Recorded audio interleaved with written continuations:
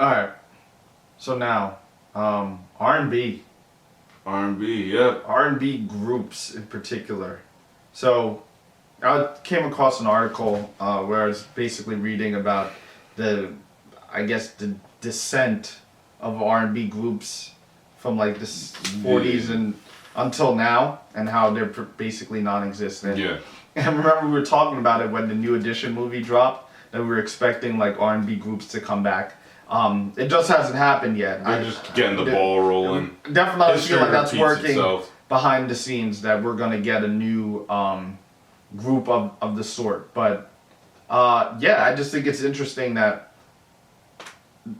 happened. And part of it is because of the crossover between R&B and hip hop in the 90s and the 2000s. Mm-hmm. In particular, it's like, hey, hip hop just kind of, in a weird way, it takes things over and swallows it up whole. Like, even when people are borrowing things from hip hop, it just like kind of takes that over. Yeah, because how big of a force it is. It kind of reminds me of the symbiote from Spider-Man. Yeah, like, it really just swallows everything. It just swallows everything. And like, you listen to other types of music, right? The trap beats and stuff like that. Yeah, they use it. So it's super influential in a way that, like, isn't... It's weird that it doesn't get the respect that it deserves, despite its, massive it's just some impact. Devil shit. And you already know some devil shit, man. Yeah, it's kind of like one of those things, like R&B, which was the bigger thing coming up. It just kind of, it just has like a flicker of candle, and you got to find the majority of like. This is the argument I hate. It's like, oh yeah, there's people that sing real R&B. You just got to go out there and find them. What? What is the radio for, bro? Yeah. Like, what if the internet didn't exist? What would your argument be? That you just have to go... I mean, I get it. There's something for everybody. But when it comes to mainstream, that's why it's mainstream. I think a lot of people want to hear, Mainstream R&B is not the classic R&B. No. Like, I mean, you have a resurgence in a way with artists like LMI, Her, Jacquees, Daniel Caesar. There's a few others that you can name out there. Bridges. Leon Bridges is a classic example. Yeah. But I'm just, I don't really know what to say about the state of R&B at this point. I wish we talked about the king of R&B. Yeah, it's kind of late because what we're gonna get into, but who cares? It's funny. I was listening to Usher's mixtape recently, out of nowhere, and I'm like, so even Usher can't really get on the radio like that anymore? Yeah, that's weird. That's weird. It's beyond weird. I'm like, we've gotten to that point. I was like, I get it, the dude is older now, but I'm like, his music is still relevant. I'm like, Usher's still a big name artist, and even he can't get on the radio, and it's just like this consistent pattern of like, hey, well, this is the new way we do things, not realizing we're losing stuff in the process. And that's a problem that I just have with the way things have developed as of late. Like, R&B's now, like, it's R&B rap. Yeah. That's... And rap is the majority portion of it. It's like, you got people that can barely hold a tune or a note. Yeah, a lot of... Like, what's Black? Yeah, what is Black? I really like him, but what... Does he sing? Does he rap? Because he's not. He's an R&B artist, and I'm like, he's not how? both. He's not. I mean, he's not either. I don't know. Because he doesn't really sing, but it's like his rap. It's like it's not even a rap. He sing talks. He like sing. Yeah, it's sing talk. It's like an outro. Yeah. But the whole song, I don't know what he's doing. Like don't get me wrong. Like Black, I love Black. Yeah. Like his music, but I don't know what. Like, what is he? Is he singing? Is he rapping? I don't know.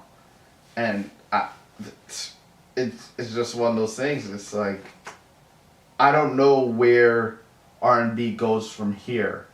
But as we said, everything is a cycle. Yeah. And I expect that as this just keeps going further and further down, it's going to revert back up because somebody's going to find something from back in the day and repackage it and sell it like it's the greatest, newest shit ever. And then people are going to eat it up because this generation of course, doesn't do their research. So No, they will that's buy the into it and be like, wow, this is the greatest R&B. It's like so sweet. Like, yo, I love these groups. Where were they before? Like, because back. R&B groups, like, but at the same time, R&B groups back in like the segregation shit, they were like, music was categorized differently. It was. Like, for instance, Motown was considered pop, I believe. Yeah, remember what I was saying Yeah. with like Sam Cooke? Like, Yeah, a lot of you said he was a Sam pop singer. Some songs he was a pop singer. They were just But churning it's like, them out. yeah, it's just not really. Like, Yeah, it's not really a pop song. Like, it's just different. It's funny because even though they were labeled as pop back then, those are considered our classics today. Yeah. And there's a vast difference in terms of quality of the music, the writing of the music, the way it was composed and produced. It evokes a feeling that a lot of today's artists just aren't able to capture. Yeah.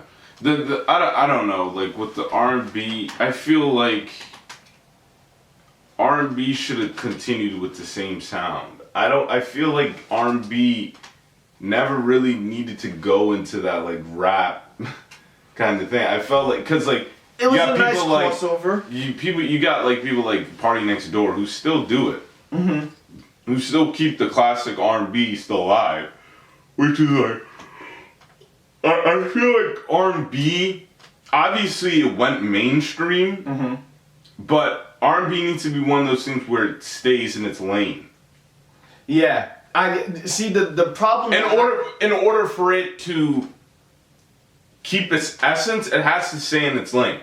Yeah, and I think that's you hit on a key point there about it keeping its essence. It's lost it. Yeah, because if you want that slow, R&B is slow, love-making music, so you can't have it where there's a rapper in it. Well, you can, but it can't be sounding like a hip-hop song. Yeah.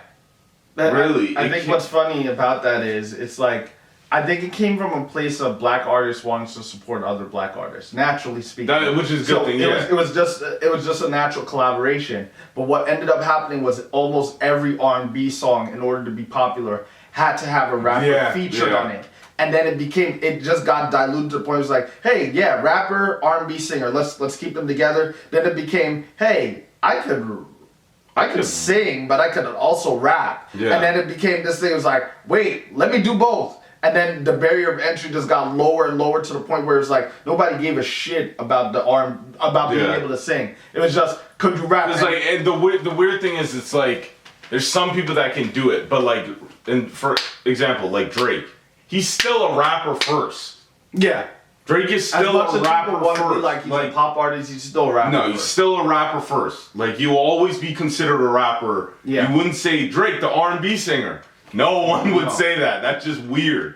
It will always be Drake, the rapper first, but he could still. It's easier for a rapper to go like be a rapper / singer. It's never like a singer / rapper. Yeah. I mean, one is less, like the rapping side is always less than the singing side. Yeah, and when the singer title is first, it's always that, because it's like Tory Lanez is a singer. He's an R&B like.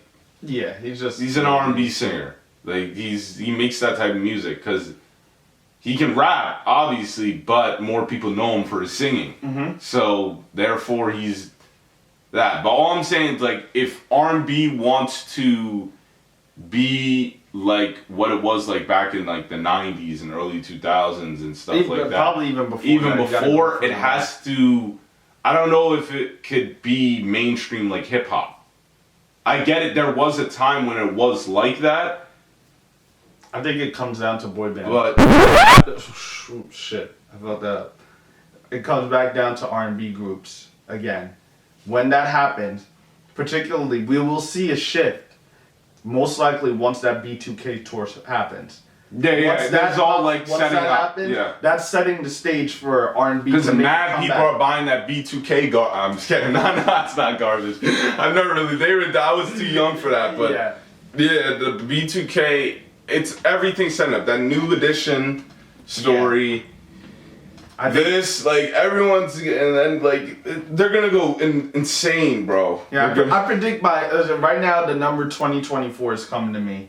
By then we will see like the real R&B resurgence, and we'll have R&B groups again, and that level of competition, and R&B will have found its soul sound. I really 2024 is coming to me. We can reference back. I think a little later. Nah, 2024, 5 years. 5 years from now? I can see that. Bro, the tide's gonna change. Yet. Alright, you guys hopefully enjoyed this week's episode. You guys just finished another episode of Understated. Yup. With your boy, you already know, one and only Ken Wall. It's your boy Deja Wonder. And we'll check you guys later. Like, comment, subscribe to Facebook, Spotify. You'll catch us basically anywhere. Peace. Bring the noise! Bass! How low can you go?